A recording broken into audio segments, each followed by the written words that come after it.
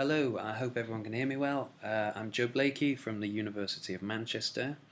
I'm very grateful to Landa and Cirrus for inviting me and also for being able to facilitate me making this presentation at a distance. Today I want to talk to you a little bit about my work on the relation between carbon accounting and politics. And I'm going to split this presentation into three parts. First, I want to talk about my theoretical approach to understanding the relation between politics and accounting. Then, I'm going to talk to you about my autoethnography of accounting, the carbon footprint for the city of Manchester in the UK.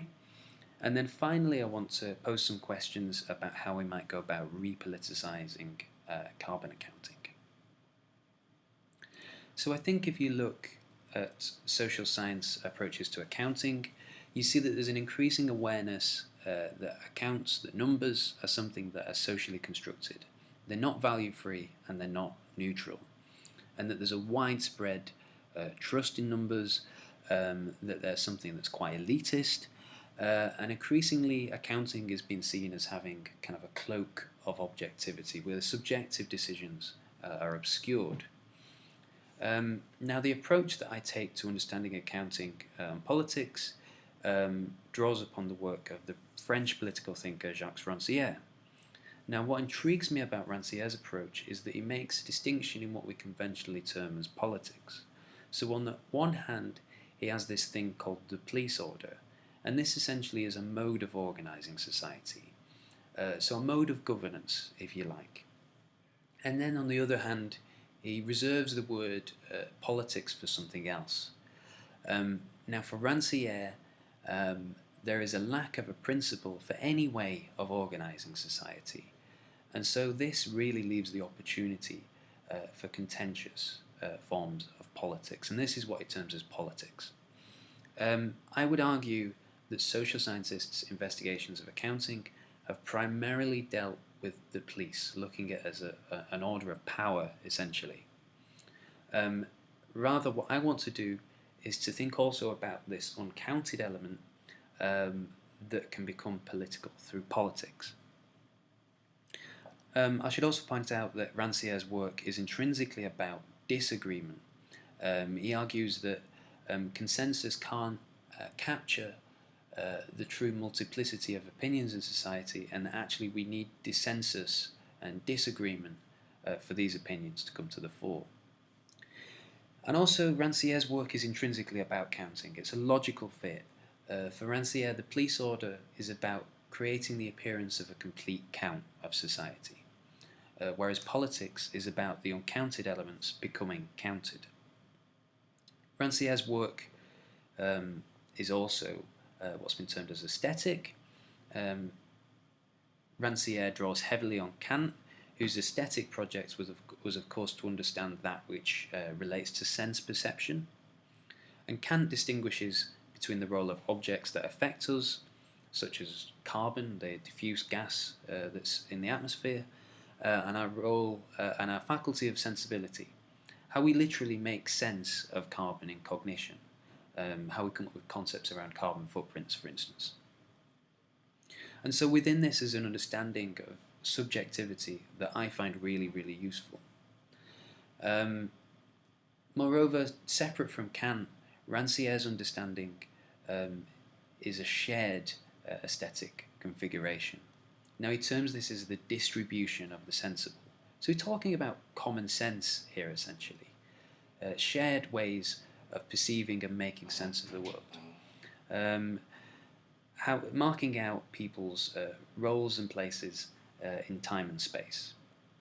As Mustafa Dikesh has argued, another meaning of the distribution of the sensible is about routinized or normalized ways of making sense of things.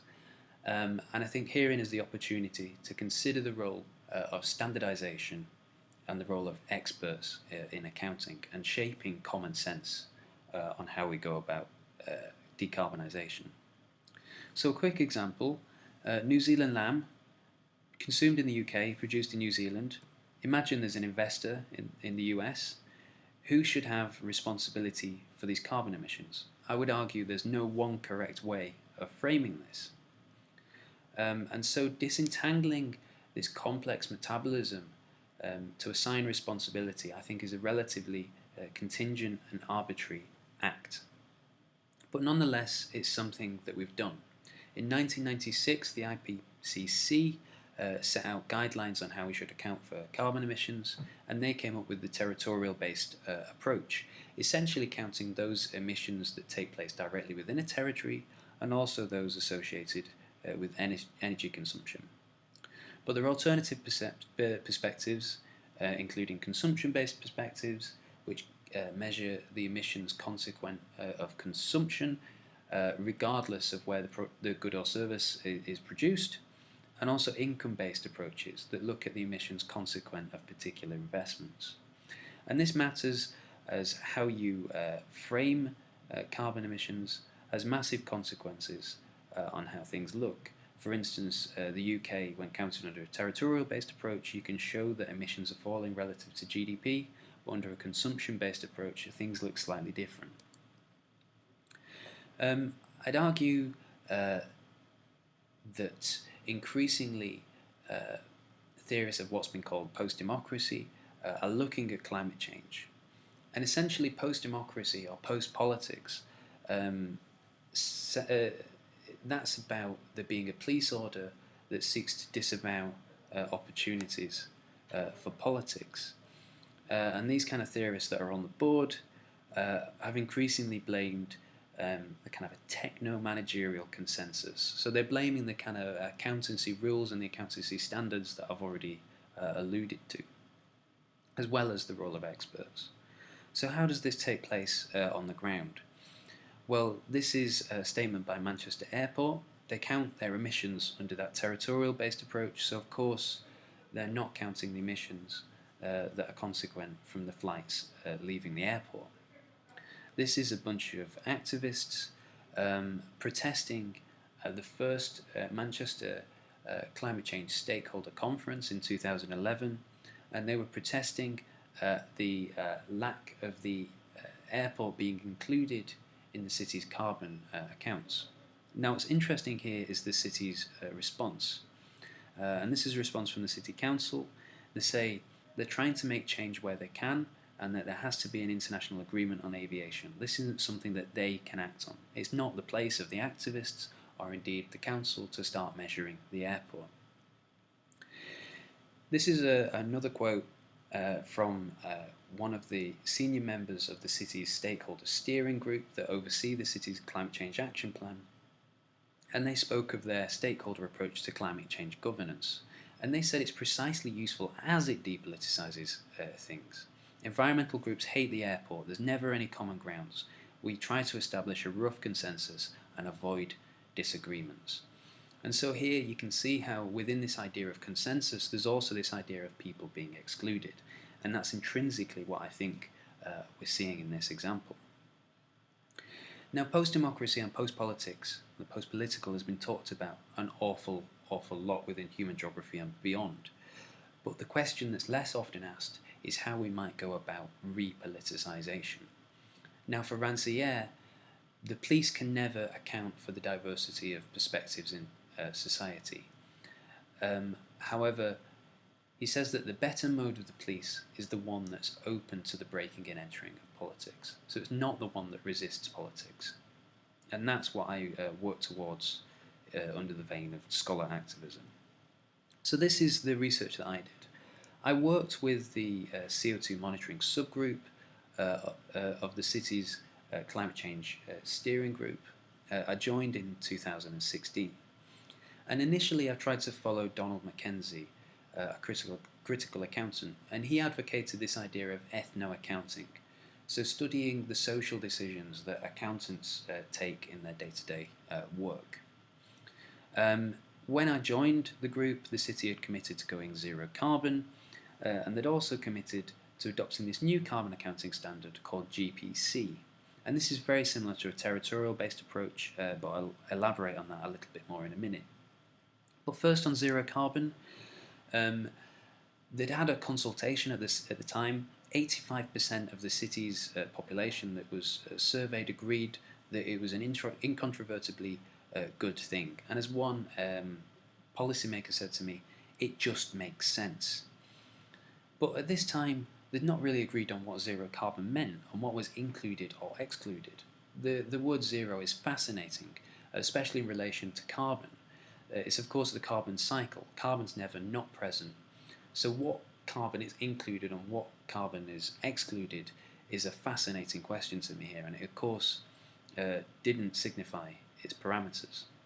So what was included? As I said, GPC, which was ultimately the standard that they went down for counting what zero carbon would be, that also included emissions from waste disposed of beyond the city and emissions from transport beyond the city's boundary. But it excluded aviation, and it also excluded other consumption-based emissions in the city. Now, a really pivotal moment happened in my research where the group challenged me, saying if you really want to understand the social decisions taken when accounting, you really need to do this for yourself.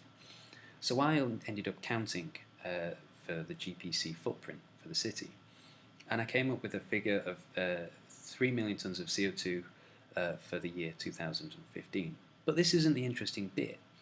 The interesting bit is some of the decisions that I made, and I'll just give a couple of quick examples.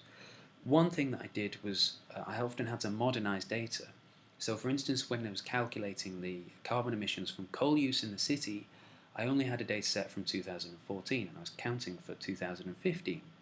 So I had to upscale it using national level energy trends. And so what I was anxious about here is that the specificity of local fuel use was lost. This was a judgment of my taste that is completely lost in the final statistic. I constantly felt like I was fudging the numbers, and this ran completely contrary to my perception that mathematics is something structured and rule-bound. Another example, however, where I didn't have a judgment of my own taste. Waste in Manchester is not very significant. It's relatively small within the footprint. But the emissions from waste are huge, and that sounds contradictory, right? But how the metric is set up prevents you from representing it fully. Waste is burnt in Bolton, in Greater Manchester. And this waste is used in energy generation. And so because of how the metric is set up, it's not counted under waste. It's counted under electricity generation. And what's worse, this isn't counted in Manchester's inventory, this is counted in Bolton's inventory. And so waste appears as if it is insignificant in Manchester. And so you can see how the metric really limits my ability as an accountant to make something that I think is significant and visible. So, how do I think we can go about repoliticizing all of this? I think I want to follow Judy Brown's advocation. That we should, instead of having kind of a monologic form of accounting, where we're arguing over the best way to account things or the most precise way of accounting things, and trying to preserve this perception of accounting as objective, which it isn't. We need to count a multiplicity of perspectives, and I think this signifies carbon responsibility as a space really for disagreement. Now, I don't have time to go into this fully, but this is an example from my recent work on accounting for the city's airport emissions, and I've shown multiple perspectives of aviation responsibility, and my hope is precisely what I've just mentioned, that people can use this precisely to bring about disagreements about the airport, rather than preserving it as something that experts should decide on in the distant future. And so to conclude, I think standardization helps mold an image of credibility and objectivity, and this obscures what are termed as the aesthetics of accounting. But also I've shown that standards are also something that is open to modification to a certain extent. I've problematized this idea of zero carbon as being a bit of an empty signifier. I think we should be more specific about what we're referring to with that. I've argued that there's no ideal way to count all the parts to be played in decarbonisation, but that it's better if we show multiple ways of making sense of our carbon footprints around which a disagreement can be forged. Thank you very much, all of you, for listening. I'm very envious that you get to listen to the other presentations, and I really hope we can talk a little more after. Thank you very much, and have a fantastic rest of your day.